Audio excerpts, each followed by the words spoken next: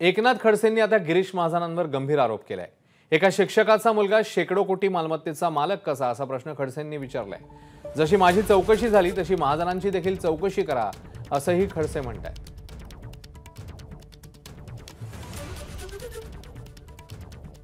शिक्षकाचा मुलगा हा एवढ्या शेकडो कोटी रुपयाचा मालमत्तेचा मालक कसा होऊ शकतो हे त्यांनी दाखवलं पाहिजे। सरकारने त्याच्या मालमत्तेची सुद्धा चौकशी केली पाहिजे। जशी माझी चौकशी केली, अँटी करप्शनकडून तुम्ही चौकशी केली, इन्कम टॅक्सकडून तुम्ही चौकशी केली, तशी तुमच्याही चौकशी केली पाहिजे।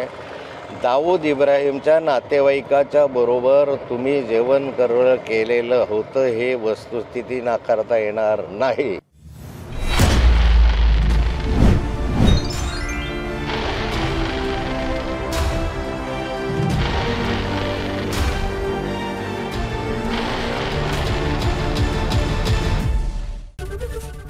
एबीपी माझा, उघडा डोळे बघा नीट।